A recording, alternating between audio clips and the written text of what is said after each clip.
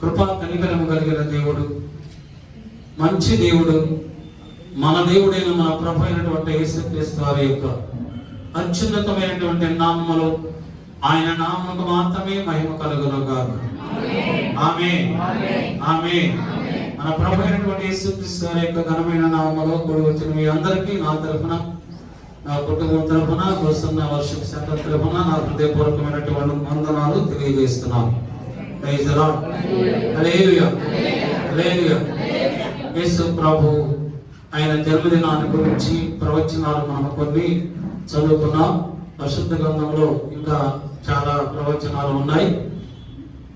కొన్ని పురాణాలలో కూడా, వేదాలలో కూడా యేసు ప్రభుని గురించి కొన్ని ప్రవచనాలు ఉన్నాయి. ప్రభు ఉచితమైతే ఈ సమయంలో ఆయన జన్మదినమును గురించినటువంటి, ఆయన పుట్టుకను గురించినటువంటి ఒక మహోన్నతమైనటువంటి ఆశయం, ఆ ఆశయాన్ని నెరవేర్చడానికి యేసు ప్రభు ఈ లోకంలోకి వచ్చినాడు. దావీదు మహారాజు రాసినటువంటి కీర్తన 40వ కీర్తన 7వ వచనంలో గంధపు చుట్టలో నన్ను గూర్చి రాసిన ప్రకారం ఇదిగో దేవా నేను వచ్చి ఉన్నాను అన్నాడు. హెబ్రీయులకు రాసినటువంటి పత్రిక 10వ అధ్యాయం 7వ వచనంలో అప్పుడు గంధపు చుట్టలో పుస్తకములో నన్ను గూర్చి రాసిన ప్రకారం దేవా వచ్చి ఉన్నాను. Praise the lord. Hallelujah, hallelujah.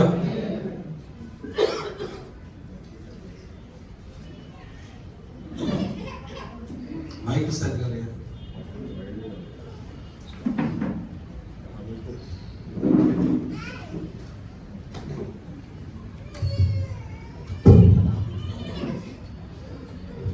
Praise the lord. Thank you Jesus. Hallelujah, hallelujah, hallelujah, hallelujah. Christmas అంటే ఏమిటి? Praise the lord. క్రిస్మస్ అంటే ఏమిటి చెప్పాలి అంటే ఆరాధన. క్రిస్టోస్ అనేటువంటి లాటిన్ గ్రీకు పదం నుంచి, మాస్ అనేటువంటి లాటిన్ పదం నుంచి క్రిస్మస్ అనేటువంటి మాట వచ్చింది. క్రిస్మస్ అంటే అభిషిక్తునికి ఆరాధన. మన ప్రభు అభిషిక్తుడు, ఆయన మాత్రమే ఆరాధనకు యోగ్యుడు, ఆయన మాత్రమే స్తుతికి పాత్రుడు. ఈ లోకంలో ఎంతమంది ఉన్నా మనం ఆరాధించవలసింది మన ప్రభు అయినటువంటి యేసుక్రీస్తు వారిని. క్రిస్మస్ అంటే మనకు అర్థం ఇచ్చుట అని అర్థం. Praise the lord. ఇచ్చుట అని అర్థం. సర్వోన్నతుడైనటువంటి దేవుడు, తండ్రి అయినటువంటి దేవుడు తన కుమారుడు అయినటువంటి యేసుక్రీస్తు వారిని ఈ లోకంలో ఉన్న సకల మానవులందరికీ కూడా ఆయన ఇచ్చాడు. Praise the lord. మనకు ఒక కుమారుడు అనుగ్రహింపబడెను. ఒక కుమారుని తండ్రి అయినటువంటి దేవుడు మనకు ఇచ్చాడు. క్రిస్మస్ అంటే ఇవ్వడం. సర్వోన్నతుడైన దేవుడు తన కుమారుని మనకి ఇస్తే ఆ కుమారునికి మనం ఏమిస్తున్నాం? ప్రతి క్రైస్తవుడు కూడా ప్రతిరోజు జ్ఞాపకం ఉంచుకోవలసినటువంటి మాట ఇది. నేను నా ప్రభువుకి ఏమి ఇస్తున్నాను? నేను నా ప్రభువుకి ఏమి ఇస్తున్నాను? నా దేవుడు నాకు ప్రభువుని ఇచ్చాడు. ఎక్కడో పాతాళంలో, పాపములో, అగాధములో పడిపోయి సమస్యలలో చిక్కుకొని అంధకార జీవితాన్ని అనుభవిస్తూ ఉంటే ఆ పాప జీవితంలో నుంచి వెలుగులోనికి నన్ను తీసుకుని వచ్చిన నా ప్రభువుకి నేను ఏమి ఇస్తున్నాను? మనం ఏమి ఇస్తున్నాము మన ప్రభువుకి? ఆయన కంటే ధనవంతుడు పైన ఆకాశమందు గాని భూమి మీద గాని లేదు. సర్వం సహా ఆయనదే. ఆయన డబ్బు కోరుకోడు. నా కుమారి, నా కుమారుడా, నీ ధనము నాకివ్వు, నీ ఐశ్వర్యము నాకివ్వు అని ప్రభు ఎప్పుడు అడగలేదు, అడగడు. ప్రభు ఒకటే అడుగుతున్నాడు. అదేమిటంటే ఈ క్రిస్మస్ సందర్భంగా నా కుమారి, నా కుమారుడా, నీ హృదయం నాకివ్వు. Praise the lord. Very simple, very simple. డబ్బులు అడిగితే మనం బాధపడాలి, మరి ఇంకేమి అని అడిగితే బాధపడాలి. కానీ ప్రభు ఏమడుగుతున్నాడు? మన హృదయం మాత్రమే అడుగుతున్నాడు.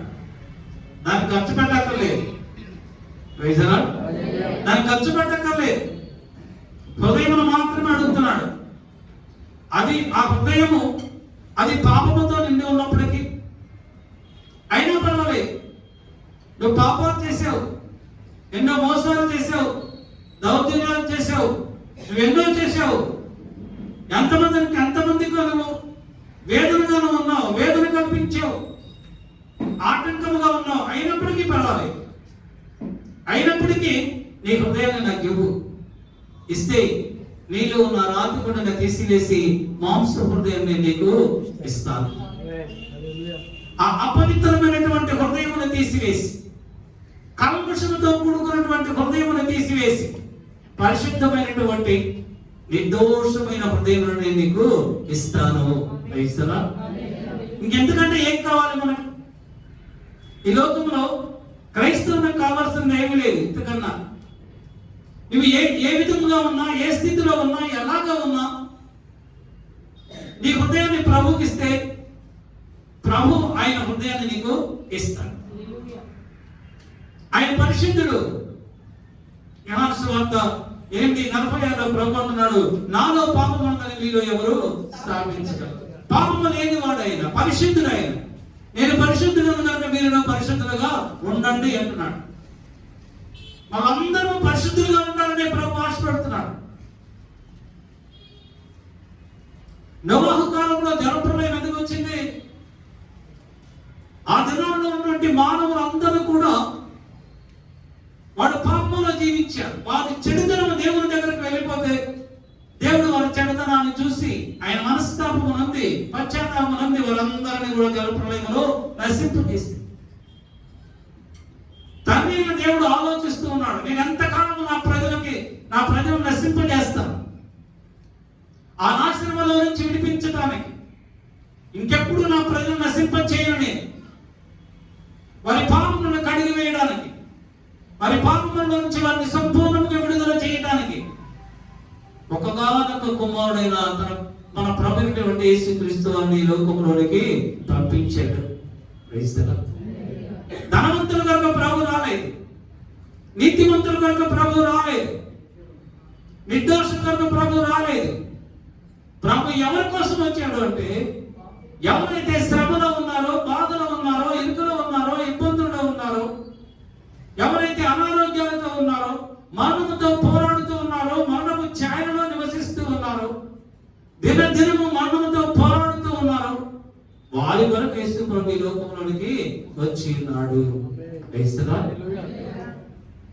అందుకే యెషయా ప్రవక్త అంటున్నాడు 7వ అధ్యాయం 4వ వచనంలో, క్రీస్తుకు పూర్వం 700 సంవత్సరాల క్రితం ప్రవచించాడు, కన్యక గర్భవతి కుమారుని కను, అతనికి ఇమ్మానుయేలు అని పేరు పెట్టింది. ఒక కన్యక గర్భం ధరించి కుమారుని కంటుంది అన్నాడు. పరిశుద్ధాత్మ వలన మరియ గర్భము ధరించి కుమారుని కన్నారు. పురుష సంయోగము వలన యేసు ప్రభు ఈ లోకములో జన్మించలేదు. పురుష సంయోగము వలన యేసు ప్రభు ఈ లోకములో జన్మించలేదు. పరిశుద్ధాత్మ వలన యేసు ప్రభు ఈ లోకములో మరి ద్వారా ఈ లోకములో జన్మించాడు. మీ అందరికీ ఒక సంశయం రావచ్చు, పురుష సంయోగము లేకుండా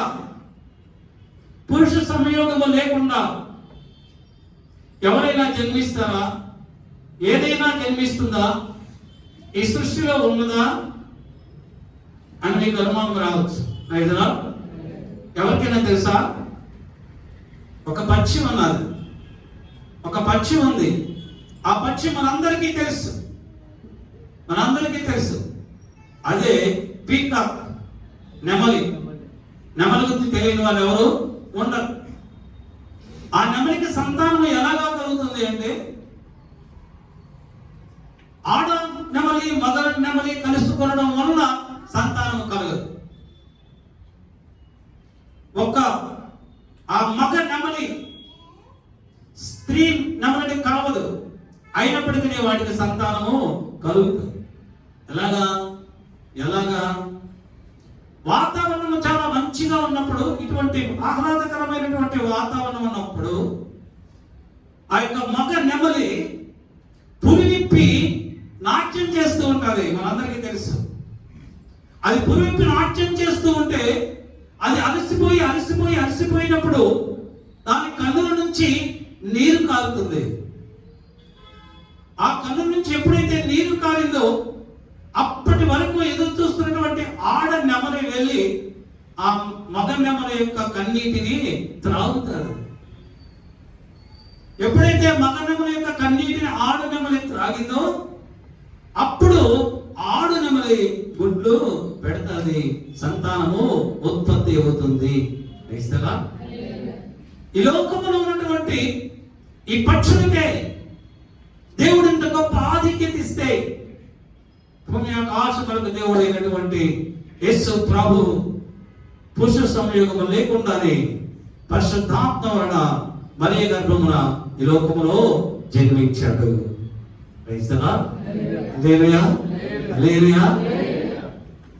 మన ప్రభు క్రిస్మస్ అంటే ఆరాధన అని చెప్పారు. ప్రభువును మనం ఆరాధించాలి. ఎప్పుడు ఆరాధించాలి?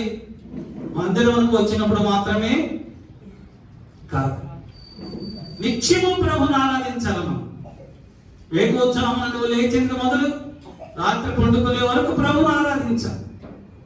ప్రభువును ఆరాధించి నువ్వు పండుకుంటే రాత్రి స్వప్నమందు దేవుడు నీతో మాట్లాడతాడు.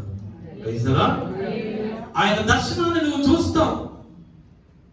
ఆ దర్శనంలో నువ్వు ఎక్కడున్నావో, నీ స్థితిగతులు ఏంటో దేవుడు నీకు బయలుపరుస్తాడు.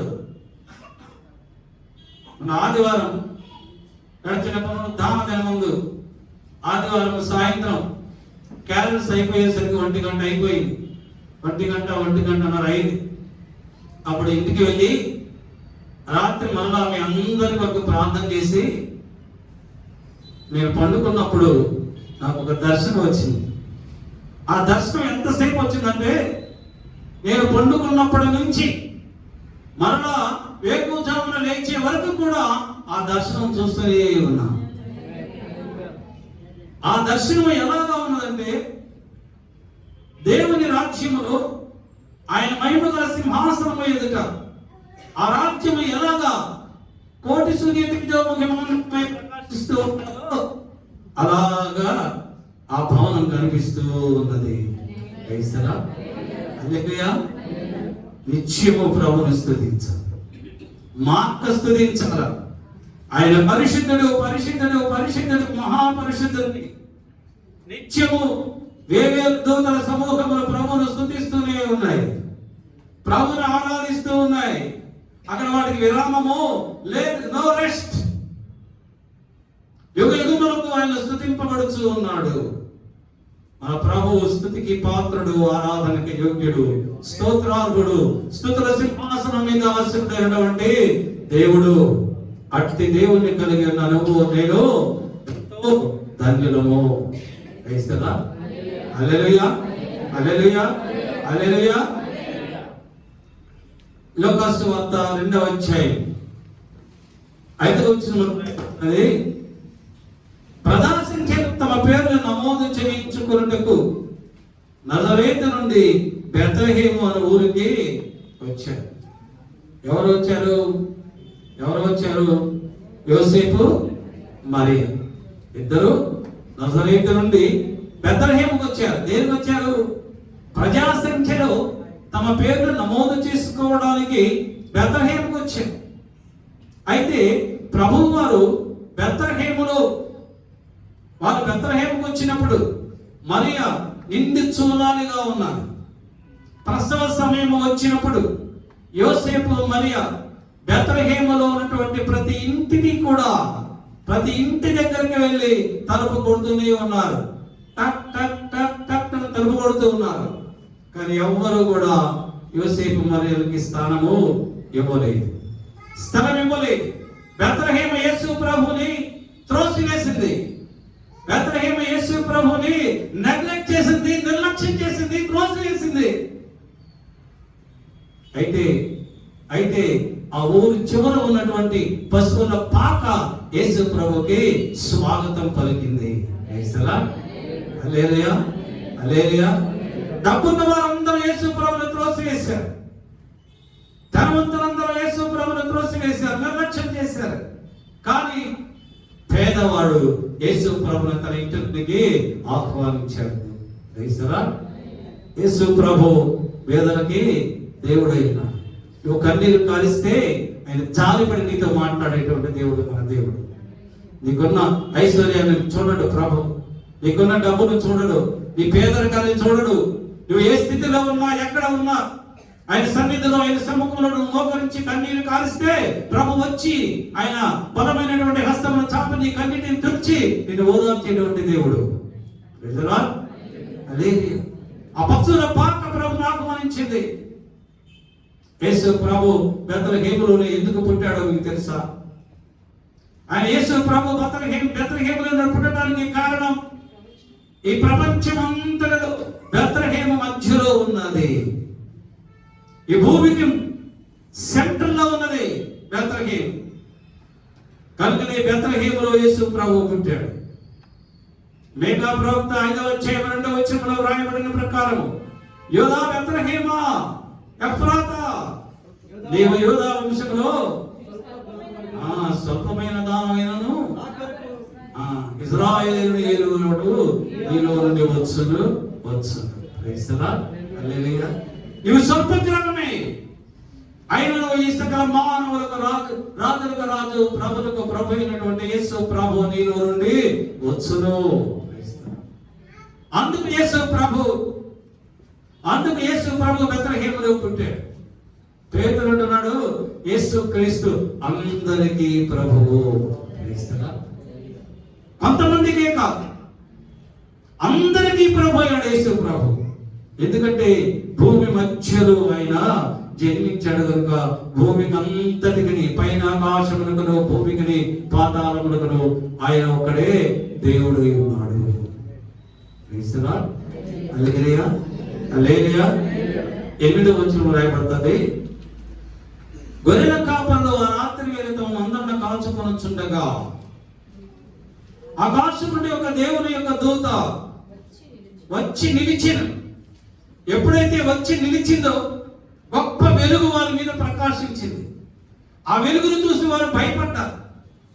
అప్పుడు ఆ దూత అంటుంది, భయపడకండి, మీరు భయపడద్దు, మహా సంతోషకరమైనటువంటి శుభవర్తమానము మీకు తెలియజేస్తున్నాను.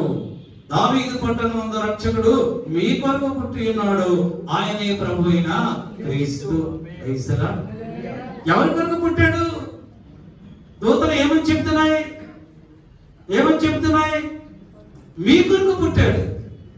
మీ కొరకు, రాత్రి వేళ గొర్రెల మందను కాచుకొనుచున్న మీ కొరకు, కష్టములో, బాధలో, చీకటిలో, అంధకారంలో, సమస్యలలో మరుగుతున్న నీ కొరకు యేసు ప్రభు పుట్టాడు. నీకు మహా సంతోషకరమైనటువంటి శుభవర్తమానం. నోవాటంలో భోంచేసేవాడికి సంతోషకరమైన శుభవర్తమానం కాదు. 10 రోజుల నుంచి తినడానికి తిండి లేక ఆకలితో అలమటిస్తూ ఉంటే వాడికి పట్టెడు అన్నం పెడితే వాడికి అది మహా సంతోషకరమైన శుభవర్తమానం. ఎన్నో సంవత్సరం నుండి నీ ఇంటిలో పక్షవాతముతో బాధపడుతూ ఉంటే, చూసే దిక్కులేనటువంటి పరిస్థితిలో ఉంటే నీకు స్వస్థతనిచ్చి బలమునిచ్చి నిన్ను లేవనెత్తితే అది ఆ కుటుంబానికి సంతోషకరమైనటువంటి శుభవర్తమానం.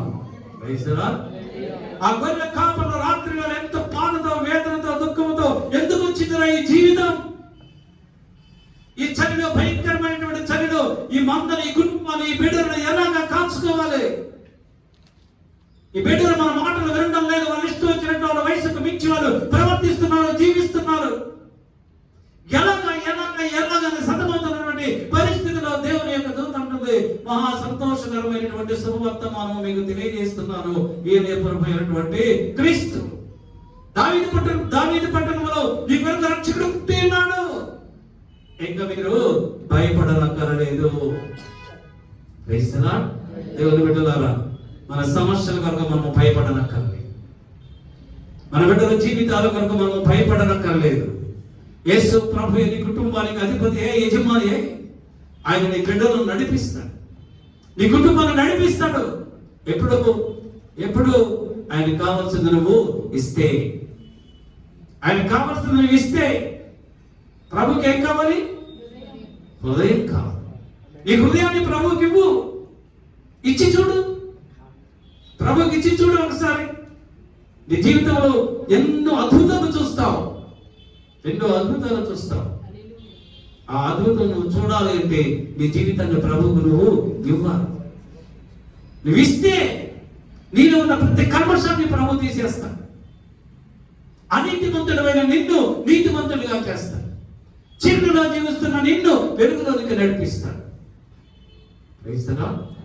యేసు ప్రభు ఈ లోకంలోకి వచ్చిన తర్వాత, ఆయన బాప్తిస్మం పొందుకున్న తర్వాత మొట్టమొదటిసారిగా ఆయన ఎక్కడికి వెళ్ళాడు అంటే మత్తయి సువార్త 4వ అధ్యాయం 16వ వచనంలో రాయబడుతుంది.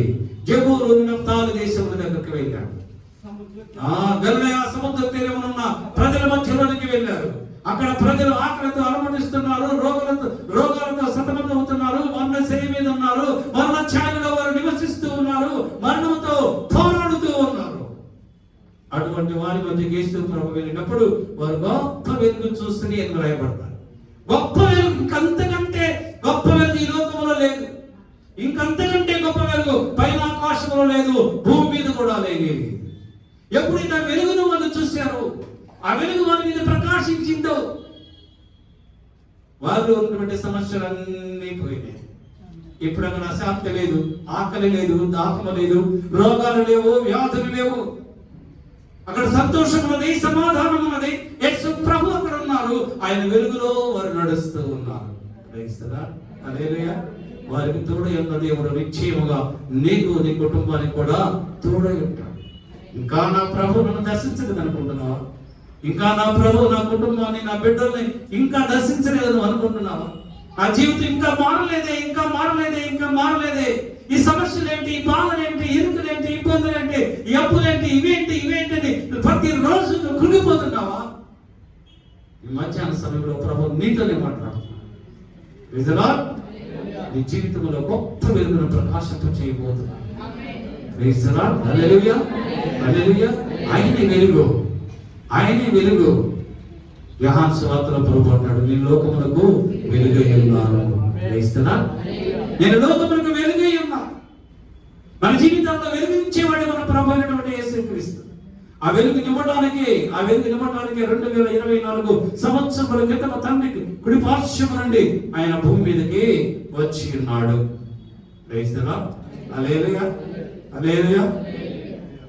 గౌతమ బుద్ధుడు యేసు ప్రభు జన్మించడానికి 500 సంవత్సరముల క్రితము గౌతమ బుద్ధుడు దిగానిక అనేటువంటి ఒక పుస్తకంలో ఆయన ఒక మాట రాశాడు. అది ఏంటంటే, నేను చనిపోయిన తరువాత 500 సంవత్సరములకు మెస్సయ్య అనేటువంటి ఒక వ్యక్తి ఈ లోకములోనికి వస్తాడు. ఆయన వెలుగై ఉన్నాడు. నేను ఏ వెలుగు కొరకైతే అన్వేషిస్తూ ఉన్నానో, ఏ వెలుగు కొరకైతే వేచి చూస్తూ ఉన్నానో, ఆ వెలుగు ఆయనే. నేను ఏ విధముగా శిష్యులను ఏర్పాటు చేస్తున్నానో, అదే విధముగా ఆయన కూడా కొంతమంది శిష్యులను ఏర్పాటు చేసుకొని అనేక మందిని వెలుగులోనికి నడిపిస్తాడు. హల్లెలూయా. వివేకానందుడు యేసు ప్రభు గురించి చెప్పాడు. నేను పాలస్తీనా దేశంలో యేసు ప్రభు పుట్టినప్పుడు నేను ఉంటే నా కన్నీటితో కాదు కానీ నా రుధిరముతో, నా రక్తముతో ఆయన పాదములు కడిగేవాడని అన్నాడు. హల్లెలూయా. మరి మనం ఏం చేస్తున్నాం? ప్రభు గురించి ఎన్నిసార్లు విన్నా, ఎన్ని సంవత్సరాలు విన్నా, ఎన్నిసార్లు చదువుకున్నా, మనం ఏం చేస్తున్నాం? ప్రభుకి ఆయన సన్నిధిలో కన్నీటితో ప్రార్థన చేయగలుగుతున్నావా? కన్నీటితో ప్రార్థన చేయగలుగుతున్నావా? చేస్తే ఇంకా ఎందుకు ఈ సమస్యలు, ఎందుకు ఈ బాధలు, ఎందుకు ఇరుకులు, ఎందుకు ఇబ్బందులు, ఎందుకు? ప్రభుకు అసాధ్యమైనది ఏదైనా కలదా? ఏదైనా కలదా? నాకు సాధ్యమైనది ఏదైనా కలదా అని ప్రభు అంటున్నాడు. ఆయనకు అసాధ్యమైనది ఏది కూడా లేదు. సమస్తమును సాధ్యమే. లేదా బెత్లెహేములో యేసు ప్రభు పుట్టడానికి మరొక కారణం, బెత్లెహేము అంటే రొట్టెల ఇల్లు. రొట్టెల ఇల్లు. ప్రభు ఏమన్నారు? నేను జీవాహారం, నేను జీవాహారం. నా శరీరమును పూజించి నా రక్తమును ప్రాణముగా తాగినవాడు నిత్య జీవమునకు అర్హుడు. రొట్టెల గృహమైనటువంటి బెత్లెహేములో యేసు ప్రభు జన్మించడానికి కారణం ఆయనే ఆ రొట్టె ఉన్నారు. అందువల్లనే బెత్లెహేములో యేసు ప్రభు జన్మించి ఉన్నాడు. హల్లెలూయా, హల్లెలూయా. ఆ దేవుని యొక్క దూత ఆ గొర్రెల కాపులతో చెప్తుంది ఆ మహా సంతోషకరమైన స్వవర్తమానం గురించి చెప్పినప్పుడు ఆ దూత అంటుంది, ఇదిగో మీరు బెత్లెహేము వెళ్ళండి, అక్కడ పొత్తి గుడ్డలతో చుట్టబడినటువంటి ఒక శిశువు తొట్టిలో పరుండబెట్టి ఉండుట చూచెదరు. ఎవరిని చూస్తారు మీరు? ఎక్కడ ఉన్నటువంటి వ్యక్తిని చూస్తారు మీరు? బంగారపు ఉయ్యాలలో పట్టు వస్త్రముల మీద పండుకున్నటువంటి బిడ్డల పరిస్థితులు మీరు చూడండి. ఒక శిశువు పుట్టింది. ఎక్కడ? పశువుల పాకలో పుట్టింది. ఆ పశువుల తొట్టిలో పొత్తిగుడ్డలతో చుట్టబడి ఉంది. మీరు వెళ్ళి చూడండి. అంటే దాని అర్థం యేసు ప్రభు సకల సృష్టికి ఆదేశం బోధుడైన వాడు, సర్వ శరీరకు దేవుడైన వాడు, సకల లోకములకు పూజార్హుడు, కీర్తనీయుడు, అనంత కోటి స్తోత్రార్హుడైన ప్రభువు తండ్రి మహిమగల వర్షమును విడిచిపెట్టి నీ కొరకు నా కొరకు ఒక అశుద్ధమైనటువంటి పశువుల తొట్టిలో ఆయన ఇప్పుడు పొరుండి ఉన్నాడు. తను తాను తగ్గించుకొని రిక్తుడై ఆ పశువుల తొట్టిని, అశుద్ధముతో ఉన్న ఆ తొట్టి అనేటువంటి నీ హృదయాన్ని పరిశుద్ధపరచడానికి, నీ హృదయంలో ఉన్నటువంటి పాపమును ప్రక్షాళన చేయడానికి యేసు ప్రభు ఆ యొక్క పాపము తొట్టిలో ఇప్పుడు పరుండి ఉన్నాడు. మీరు వెళ్ళి ఇప్పుడు చూడండి. ఆయన తగ్గించుకున్నాడు. ఎంతగా తగ్గించుకున్నాడంటే ఒక అశుద్ధమైనటువంటి ఆ పశువుల తొట్టిలో పరుండు ఇష్టపడ్డాడు. హల్లెలూయా, హల్లెలూయా. మనము బెత్లెహేము వెళ్తే అక్కడ చర్చ్ ఆఫ్ నేటివిటీ అని ఉంటారు. అప్పుడు అపోస్తలులు కట్టినటువంటి చర్చ్ ఆఫ్ నేటివిటీ అని ఉంటారు. చాలా పెద్ద చర్చ్ అది. ఆ చర్చిలోకి వెళ్ళాలంటే చిన్న గుమ్మం ఉంటారు, ఒకటే డోర్ ఉంటారు. దాని ఎత్తు 3.5 అడుగులు ఉంటారు. 3.5 అడుగులు మాత్రమే ఉంటారు. ఎవరైనా సరే, ఎంత వారైనా సరే, ప్రెసిడెంట్ ఆఫ్ అమెరికా అయినా, ప్రిన్స్ ఆఫ్ ఇంగ్లాండ్ అయినా, ఎవరైనా సరే ఆ మందిరంలోనికి వెళ్ళాలి అంటే తల వంచి నడుము వంచి లోపలికి వెళ్ళాలి. అలా తగ్గించుకోవాల్సిందే. నేను ప్రెసిడెంట్ కదా అని వేరొక డోర్ పెట్టమంటే పెట్టరు అక్కడ. అది గొప్ప మహిమ కలిగినటువంటి మందిరం. ఆ మందిరం చూడటానికి ప్రపంచంలో ఉన్న పెద్ద పెద్ద వాళ్ళందరూ వెళ్ళారు. అందరూ నడుము వంచి తల వంచి తాము తగ్గించుకొని మందిరంలోనికి వెళ్ళారు. ఎవరైనా వెళ్ళాల్సిందే. తగ్గించుకుంటేనే దేవుని మందిరాన్ని వాళ్ళు చూడగలరు. తగ్గించుకున్న వారు మాత్రమే దేవుని మహిమను అనుభవించగలరు.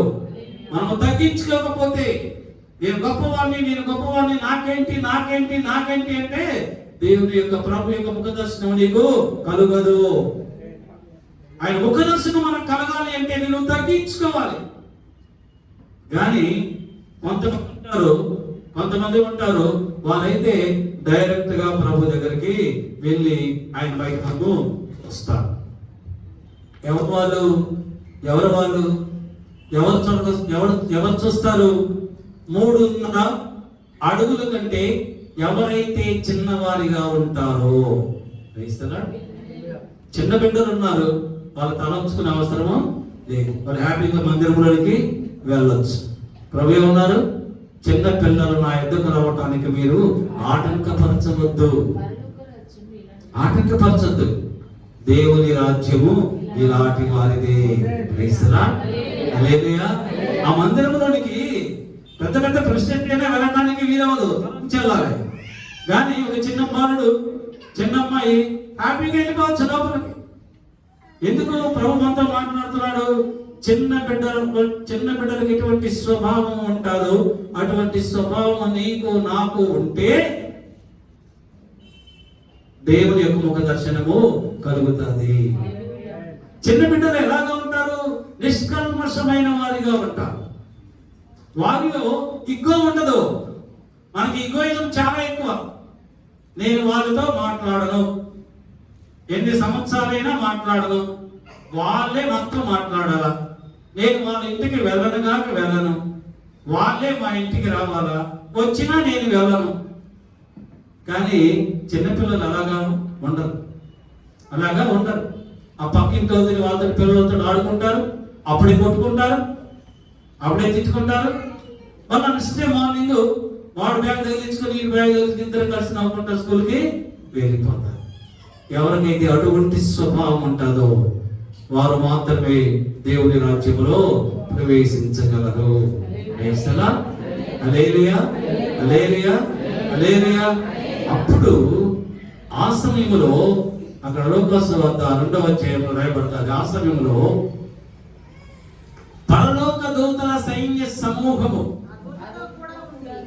ఆ దూతతో కూడా ఉండి సర్వోన్నతమైనటువంటి స్థలములలో దేవునికి మహిమయు ఆయనకి ఇష్టలైన వారికి భూమి మీద సమాధానము కలుగునుగాక. ఎవరికి సమాధానం వస్తుంది? ఆయనకి ఎవరైతే ఇష్టలుగా ఉంటారో, ఎవరైతే తమ్ము తాము తగ్గించుకొని ఆయనను చూడడానికి బెత్లెహేముకు వెళ్తారో వారికి మాత్రమే సమాధానము కలుగుతుంది. ఇప్పుడు ఈ గొర్రెల కాపరులు అప్పటి వరకు రాత్రి వేళ తమ మందలను కాచుకోవడానికి ఎంతో ప్రయాసపడిన వారు ఇప్పుడు ఆ మందలను అక్కడే విడిచిపెట్టేసి వారిలో వారు మాట్లాడుకొని మనము త్వరగా వెళ్ళి ప్రభువును చూద్దాము అన్న. అంటే వారి యొక్క విశ్వాసము బలమైనది. ఈ సంపద పైన, ఈ ఆస్తి పైన, ఈ మందల పైన పర్వాలేదు, వీటికి ఆయనే కప్పలే, తన గొర్రెలను ఆయనే కాచుకుంటాడు. మనం వెళ్ళి ప్రభువును చూద్దాం. మందలను కాచుకున్న కంటే, డబ్బు సంపాదించుకున్న కంటే ప్రభువును చూడడము ఎన్నో రెట్లు శ్రేయస్కరమైనది, ఎంతో మంచిది, శ్రేష్టమైనది, ధన్యతతో కూడినది. అందుకని వాళ్ళు ప్రభువును చూడడానికే వెళ్ళారు, మందలనే ఇక్కడే విడిచిపెట్టారు. అందుకే ఆ యొక్క పరలోక సైన్య సమూహ దూతల సమూహం అంటుంది, ఆయనకి ఇష్టమైన వారికి సమాధానము కలుగునుగాక. ఆయనకి ఇష్టమైన వారే. అపోస్తల కార్యముల 13వ అధ్యాయం 22వ వచనంలో దావీదును గురించి రాయబడుతుంది. నేను యెష్షై కుమారుడైన దావీదును కనుగొంటిని, అతను నా ఇష్టానుసారుడైన మనుష్యుడు, నా ఉద్దేశములను యువతలు నెరవేర్చును. దేవునికి ఇష్టమైన వారిగా మనం ఉండాలి. దేవునికి ఇష్టమైన వారిగా మనం ఉండాలి. దావీదు దేవునికి ఇష్టమైన వారుగా ఉన్నాడు. అందుకే దావీదుకి ఎప్పుడు సమాధానం. ఎన్నో కష్టాలు వచ్చినాయి, బాధలు వచ్చాయి, శత్రువులు వచ్చాయి, అయినప్పటికీ సమాధానము దావీదుకి దూరం అవ్వలేదు. ఎలాగా దేవునికి ఇష్టంగా ఉంటాం? మనం ఇష్టమైన వారికి ఎలాగా ఉంటాం? పేతురు రాసినటువంటి 1వ పత్రిక 3వ అధ్యాయం 3-4 వచనాలు చదవండి.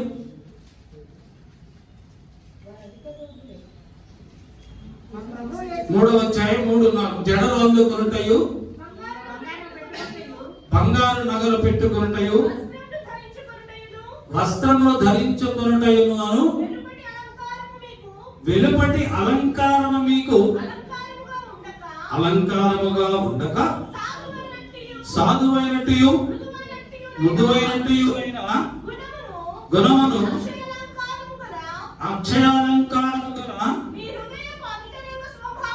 మీ హృదయపు అంతరంగ స్వభావము మీకు అలంకారముగా ఉండవలెను. అది దేవుని దృష్టికి మిగుల విలువగలది. సాధువైనట్టు మృదువైనట్టు అక్షయాలంకారం. అటువంటి అలంకారం అవి చైతన్యం కావు, అవి నశించిపోయేవి కావు. అవి ఎల్లప్పుడూ మనతో ఉండేవి, అక్షయమైనవి. ఎవరైతే ఆ అక్షయమైనటువంటి అలంకారములు ధరిస్తారో అట్టి వారు దేవునికి ఇష్టమైన వారు. హల్లెలూయా. ఇప్పుడు ఆ గొర్రెల కాపరులు ప్రభువును చూడడానికి ఎక్కడికి వెళ్ళారు? బెత్లెహేముకి వెళ్ళారు. వారు బెత్లెహేముకి వెళ్ళి వాళ్ళు ఏం చేశారు? ప్రభువుని చూచిరి. ప్రభువుని చూశారు.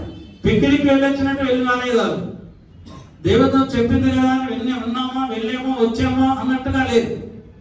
వారు ఎక్కడికి వెళ్ళారు? యోసేపు మరియ దగ్గరికి వెళ్ళి ప్రభువుని చూచారు. ప్రభువును చూసి వారు వెంటనే వెనుదిరిగి ఇంటికి వెళ్ళిపోలేదు. వాళ్ళు గమనించండి, వాళ్ళు చూసి వెళ్ళిపోలేదు.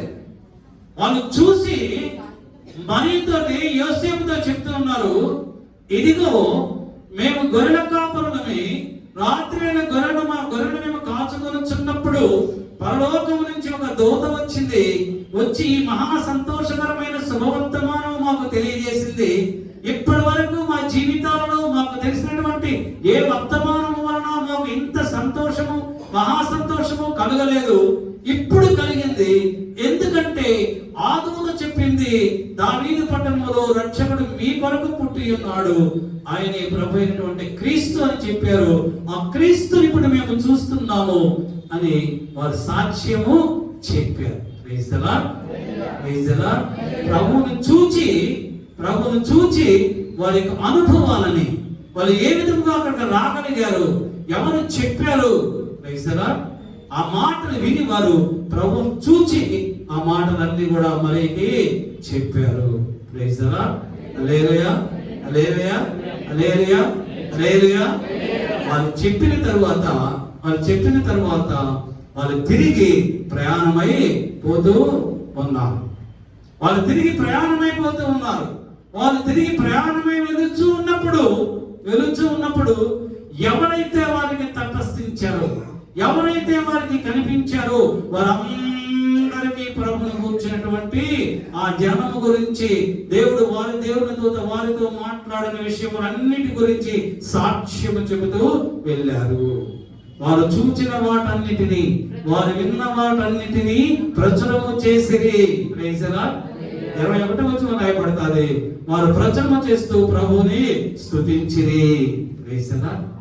మనం కూడా మన జీవితాలలో ప్రభు మన ఎడల, మన కుటుంబం ఎడల, మన బిడ్డల ఎడల చేసినటువంటి ప్రతి ఉపకారమును, ప్రతి మేలును, ప్రతి ఆశ్చర్య క్రియలను కూడా అనేక మందికి మనము సాక్ష్యముల ద్వారా ప్రచురము చేయాలి. ప్రభు చేత మేలును పొందుకున్న నీవు మౌనముగా నీవు ఉండకూడదు. ఆయన సువార్తను అనేక మందికి నువ్వు తెలియచేయాలి. నువ్వు తెలియచేయకపోతే నువ్వు పంపించి ఎవరినైనా తెలియజేసే వారికి ఆ సహాయం నువ్వు చేయి. నీ పక్షముగా వాళ్ళు దేవుని యొక్క మహిమల గురించి ప్రచురణ చేస్తారు. దేవుని యొక్క మేలును పొందుకున్న నీవు అవి నీలోనే ఉంచుకుంటే దానివల్ల ప్రయోజనం ఏముంది? ఒకడు దీపమును వెలిగించి అది మంచము కింద గాని కొంచెము కింద గాని పెట్టడు గాని అందరికీ వెలిగివ్వడానికి దానిని దీపస్తంభం మీదనే పెడతాడు. కనుక దేవుడు మనకు చేసిన మేలులు దీపస్తంభం మీద నువ్వు పెట్టినప్పుడు ఆ దీపమే మన ప్రభు అయినటువంటి యేసుక్రీస్తు. ఆ నీ సాక్ష్యము అనేక మంది జీవితాలలో గొప్ప వెలుగుని ప్రకాశింపజేస్తుంది. హల్లెలూయా, హల్లెలూయా, హల్లెలూయా. మీకు ఎన్ని విషయాలు చెప్పాను. మొట్టమొదటిగా క్రిస్మస్ అంటే ఏంటో చెప్పాను. రెండవదిగా బెత్లెహేం అంటే ఏంటో చెప్పాను. మూడవదిగా యేసు ప్రభు ఈ లోకానికి ఎవరి కోసం వచ్చాడో చెప్పాను. నాలుగవదిగా ఎవరి కోసం వచ్చారో వాళ్ళు ఏం చేశారో వారి సాక్ష్యాన్ని మీకు చెప్పారు. ప్రైజ్ ది లార్డ్, హల్లెలూయా. ఈ క్రిస్మస్ సందర్భంగా ప్రభు మనకి ఇచ్చినటువంటి శుభవర్తమానము ఇదే. ఈ మాటలు ప్రభు వినికిడిలో ఆశీర్వదింపబడను గాక. ఆమేన్, ఆమేన్. తల వంచండి, ప్రార్థన చేస్తున్నాం. అత్యున్నతమైన సింహాసనముపై ఆసీనుడై కెరూబు శిరూపుల చేత పరిశుద్ధుడు పరిశుద్ధుడు పరిశుద్ధుడు మహాపరిశుద్ధుడు నిత్యము వేవేల దూతల సమూహముల చేత స్తుతింపబడుచున్న గొప్ప దేవుడవు, మంచి దేవుడవు, మా పితరులైన అబ్రహాము, ఇస్సాకు, యాకోబుల దేవుడవు, సైన్యములకు అధిపతియగు దేవుడవు, మా దేవుడవు, మా ప్రభుడవు, మా రాజువు, మా కాపరివి, మా యజమానివి, మా ఆలోచనకర్తవైన మా ప్రభువు, మా యేసయ్య. సకల మానవుల పాపములను వారి పాపములను విడిపించి రక్షించి ప్రభువా అమూల్యమైనటువంటి అతి శ్రేష్టమైనటువంటి నీ రక్షణ అనుగ్రహించి వారిని నీ రాజ్యములకు వారసులుగా చేయడానికి 2024 సంవత్సరముల క్రితం భూలోకములకు వచ్చిన ఈ శుభవర్తమానమును ధ్యానించడానికి మీరు ఇచ్చిన శ్రేష్టమైనటువంటి ఈ కృపను బట్టి ఈ మధ్యాహ్న సమయంలో మా ప్రాణాత్మక శరీరములు మీ బంగారు ఉపరికి పాదపద్మముల చెంత పెట్టుచున్నాము. మీకే కృతజ్ఞత ఆస్తులు చెల్లించుకుంటున్నాను ప్రభువా. మీరు మాతో మాట్లాడిన ప్రతి లేఖను బట్టి మీకు స్తోత్రాలు. మాట్లాడిన ప్రతి లేఖను బట్టి మేము విధేయులమై మమ్మల్ని తగ్గించుకొని ఆ లేఖను ప్రకారం ప్రభా మమ్మల్ని మేము సంపూర్ణంగా సమర్పించుకొని జీవించేటువంటి శ్రేష్టమైనటువంటి కృప మాకు అందరికీ అనుగ్రహించి మీరే సకల ఘనత మహిమ ప్రభావంలో పొందుకుని యేసు క్రీస్తు అతి శ్రేష్టమైన నామమును బట్టి అడుగుతూ వేడుకలు చూపుతున్నాం మా పరలోకపు పరమ తండ్రి. ఆమేన్ ఆమేన్ ఆమేన్. మన పరమ తండ్రి అయినటువంటి దేవుని ప్రేమయు మన ప్రభువు రక్షకుడైన యేసుక్రీస్తు వారి యొక్క కృపా రక్షణ పరిశుద్ధాత్మ దేవుని అన్యోన్య సహవాసము సన్నిధి కూడి వచ్చినటువంటి బిడ్డలందరికీ ఇంకనూ రాలేకపోయిన వారందరికీ వాక్యమును ప్రకటించిన దైవజనులకు వారి కుటుంబములకు లోకములో ఉన్న సకల పరిశుద్ధులకు ఇప్పుడును ప్రభు రాకడ పర్యంతము సదాకాలము తోడైండుగాక. Amen amen amen. Hallelujah hallelujah hallelujah. Happy happy Christmas. Merry merry Christmas. Happy happy Christmas. Merry merry Christmas. క్రీస్తు నేడు పుట్టెను. Hallelujah hallelujah hallelujah hallelujah. God bless.